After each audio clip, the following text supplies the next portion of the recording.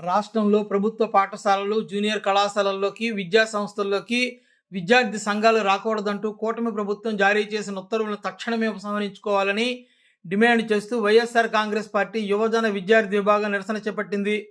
మాజీ deputy speaker Kolagatla Veerabhadraswamy ఇంటి వద్ద నుంచి బాలాజీ జంక్షన్ వరకు ర్యాలీగా వెళ్లి అక్కడ అంబేద్కర్ విగ్రహానికి వినతిపత్రాన్ని సమర్పించారు. విద్యార్థులకు రక్షణ కల్పించాలని, విద్యా సంస్థల్లోకి విద్యార్థి సంఘాలను అనుమతించాలని నినాదాలు చేశారు. ఈ సందర్భంగా వైఎస్ఆర్ కాంగ్రెస్ పార్టీ నాయకులు ఈశ్వర్ కౌశిక్ మీడియాతో మాట్లాడుతూ ప్రజాస్వామ్యంలో ప్రాథమిక హక్కులకు భంగం కలుగుతోందని ఆరోపించారు.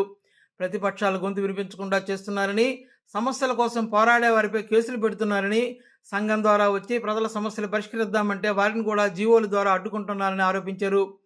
రాష్ట్రంలో రెడ్ బుక్ పరిపాలన, రెడ్ బుక్ రాజ్యాంగం అమల్లో ఉందని, అంబేద్కర్ రాజ్యాంగం అమలు కావడం లేదని ఆరోపించారు. పరిపాలనలో ఉన్న లోపాలను, ప్రజా సమస్యలను ప్రభుత్వం దృష్టికి తీసుకురావడమే ప్రతిపక్షం యొక్క నిజమైన పాత్ర అని అన్నారు. సమస్యలను పరిష్కరించకపోగా అడ్డుకోవడం అన్యాయమని అన్నారు.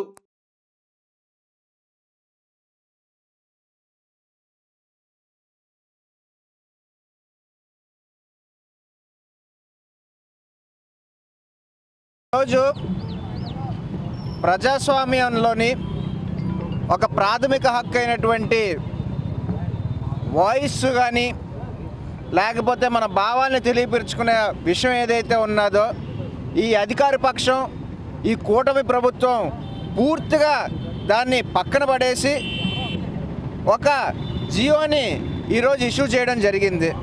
అంటే ప్రతిపక్షాల గొంతుల్ని మీరు ఎలాగా లేవదీయనివ్వట్లేదు. ఎవరైనా సరే ఒంటరిగా పోరాడి మాకు ఈ సమస్య ఉందని చెప్పేసి తెలియపరిస్తే వాళ్ళ మీద కేసులు పెడతారు. కాదు, ఎవరైనా సరే సంఘాల తరపు నుంచి వచ్చి ప్రజల తాలూకా సమస్యల్ని వాళ్ళు వెళ్ళదీద్దామని చెప్పేసి అనుకుంటే వాళ్ళకి జియోలు ఇష్యూ చేసి అడ్డు చేస్తారు.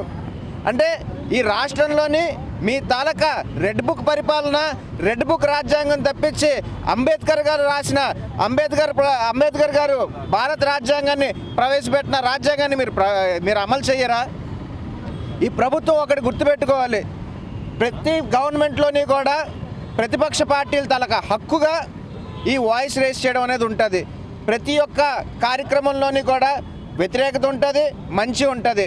ప్రతిపక్ష పార్టీలుగా మా బాధ్యత ఏంటంటే ఎక్కడెక్కడైతే లోపాలు ఉన్నాయో, ఎక్కడెక్కడైతే ప్రజా సమస్యలు ఉన్నాయో వాటి మీద మేము వాయిస్ రేస్ చేసి అది ప్రభుత్వం దృష్టిలోకి తీసుకెళ్తే చాలా కలెక్టివ్గా, చాలా ఇన్ఫర్మేటివ్గా వాటిని తీసుకొని ఈ సమస్యని మనం ఎలా దూరం చేయాలని ఆలోచించాలే తప్పించి వీళ్ళని అలో చేయకూడదు, వీళ్ళ తలక మీటింగ్లు ఆపేయాలి, మా నాయకుడు ఊర్లోకి వస్తే మా నాయకుడు కలనివ్వకుండా చేసేయాలి, ఇలాంటి ఒక దుర్బుద్ధి ఆలోచనలు ఏవైతే ఉన్నాయో మీరు మానుకోవాలి. మీరు ఇలాంటి జియోల్ని ఎట్టి పరిస్థితుల్లోని మీరు అమలు చేయనివ్వము.